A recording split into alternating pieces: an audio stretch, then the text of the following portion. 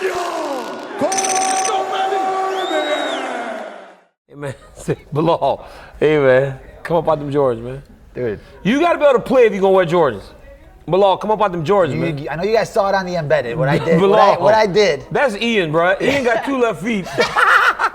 Ian can't play no basketball. How you can be 6'5" and can't shoot a basketball? Bro, he was like, oh man, I used to play in high school. I was like, all right, let's try it out. Reno High School. We went on there. I was like, bro. He's like, yeah, me and DC used to play all the time. Like, now I know why DC sucks. Wait, I was like, bro. You think I suck, but my team beat your team every time.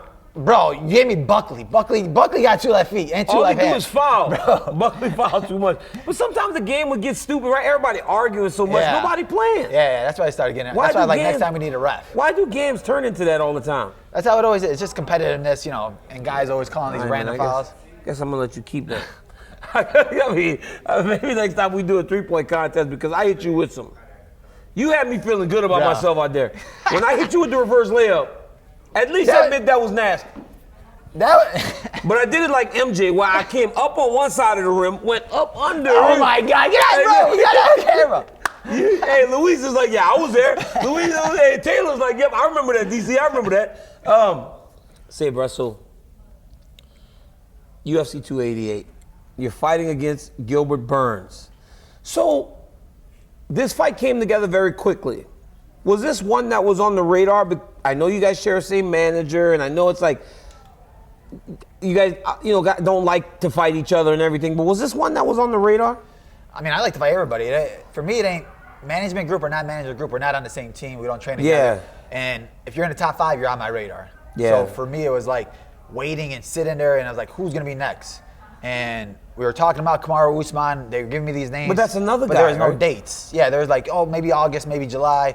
And I'm like, all right, well, where's Burns at? Oh, well, he may be next in line for the title. And I'm like, this don't make any sense. Like, I'm not getting my shot. And then I saw this opening. And I'm like, you're going to give me this opportunity? I'm going to take it. So I knew I had to take it. I knew I had to jump on it because beating him, there's nobody else after that. I'm fighting for the belt. So I was open about deserving. I think you deserve. But then Dana came back and was like, well, DC don't make those decisions, which I don't. But I was just kind of like, what you've done is proven that you're very close. So when you looked at this one, was it just, man, there's no denying if I do this? That's what it was. It was like, I appreciate you having my back because a lot of these guys weren't smart enough or they were trying to, play the narrative that this guy deserved, that guy deserves it. But you're being honest. I'm the only one in the division that deserves it. I'm the one who worked the hardest. But deserving it is not the same as taking it. Yeah. This weekend I'm going to have to take it because you can sit there and be like, oh, I did this. You could cry about it, or you could go out there and get it. Do something about it. I'm going to do it.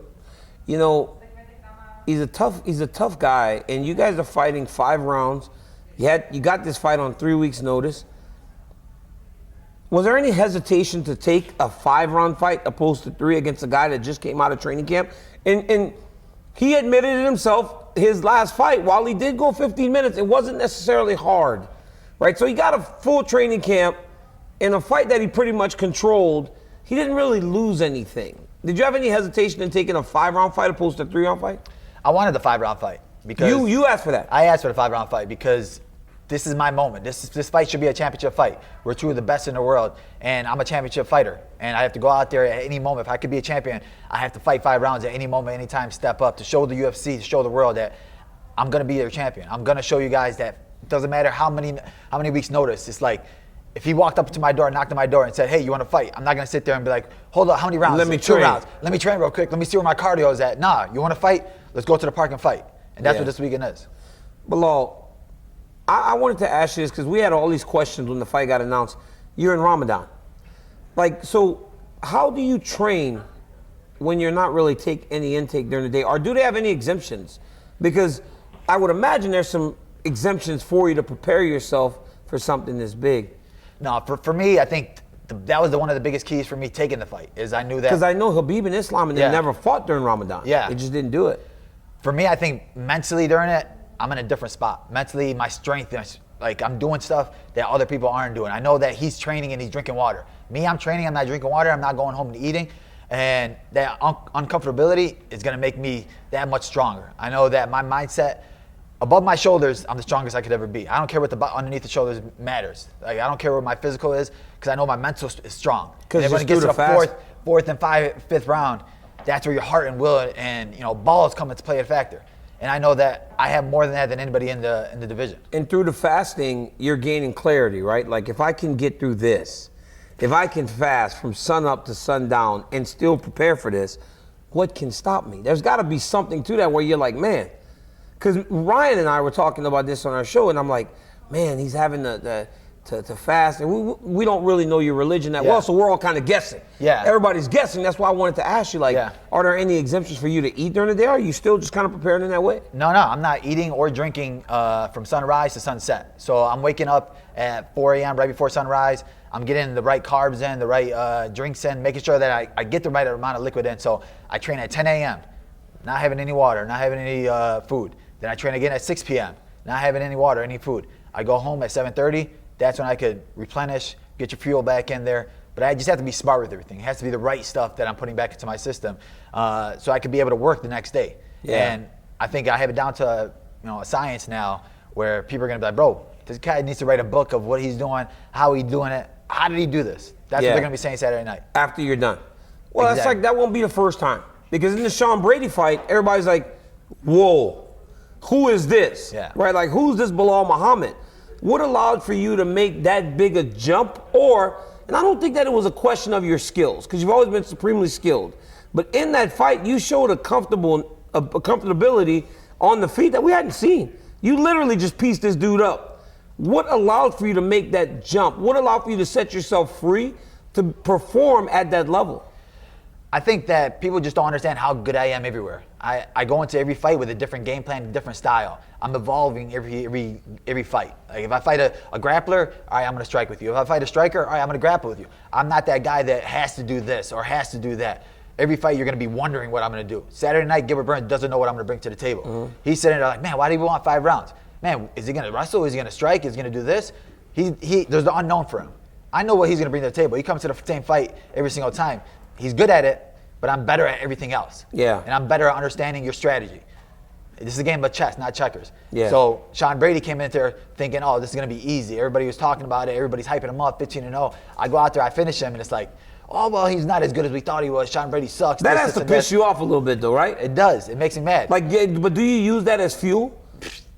So much fuel. I got that chip on my shoulder. This weekend, when I beat Gilbert Burns, what are they going to say? There's nothing they could say. Man, wait, you took it on 2 weeks. Wait, Gilbert Burns should have got a haircut. No, I don't know. They're not going to say nothing, right? They can't say nothing. Guys, today's video is brought to you by the Game Time app. Last minute tickets. There is no app better than Game Time. All you got to do, download the Game Time app. Put the promo code DCTV. We'll give you $20 off of your first purchase. So, Aljamain Sterling versus Henry Cejudo, you might be able to get them tickets at a discounted price. The NBA playoffs, NHL playoffs, comedy shows, concerts. It don't matter where you are or where you live. Get out and have some fun. Use the Game Time app to do it.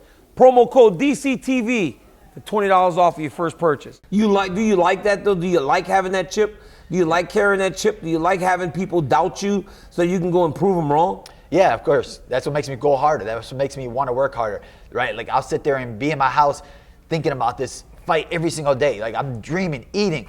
I'm living this sport. That's why at any moment I could take this fight because I know there's so many people out there that need to prove wrong. There's many people out there that I could prove right, but the ones that want to prove wrong, those mean more to me. So Gilbert Burns is a super high-level grappler. At the end of the day, for as good as you looked in the Brady fight, you want to wrestle. That's what you do. How do you... Because, I got my Gilbert. You wrestled that terrible high school you was talking about. Bogan High School. Shout out to Bogan. Shout out to Bogan, Southside Chicago. What's good, baby? Southside Chicago, Bogan High School. What's good, baby? You want to wrestle. Can you use that against Gilbert Burns when he's so dangerous on the ground? I can. People don't understand how good I am everywhere. The guys I train with are good everywhere, and I could play that game. Bro, I sat there with, the best in the world, grapple with the best in the world. And you having Habib on top of you, wrestling with those guys.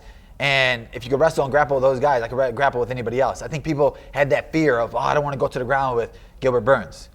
What is he going to do when he's getting punched in the face? Yeah. The old saying, black belt gets punched in the face, he's a brown belt. Brown belt, punch in the face, he's a purple belt. Yeah. Like, to me, it's having that confidence that I could go anywhere this fight wants to go. They say the wrestling base kills jiu-jitsu. You feel like that your base is going to just kill all that scrambling and everything? Exactly, because I could take this fight where I want it to go. He's going to sit there and be like, man, I hope he shoots on me, or he's going to try to pull guard, or he's going to wonder. I went against the best grappler in the world in Damian Maia, and he didn't do nothing with me on the ground. He took Gilbert down, mounted him. Gilbert knocked him out, but he mounted him, had him in bad spots. Where does Gilbert present problems for you? He doesn't. Like I said, I think I'm the best fighter in the top 5 right now, best fighter in the world. And then Saturday night when I go out there and I dominate him, make it look easy, people are going to be wondering like, all right, maybe we'll clap for him this time. We'll give him a little clap. Yeah, because I don't know what this unwillingness to accept you is. I don't know what that is. I don't get it. Because even like your show, remember the show? Yeah. It's fun. Yeah. I got a pair of Jordans off that show. Like you're a fun guy. You're on television. You've done so many things. I kind of feel like a lot of it is like what I went through. Yeah. I swear it's very similar. Yeah. It's like this desire to not accept you until they can't do anything but accept you, and then you start to turn them, and it's so rewarding.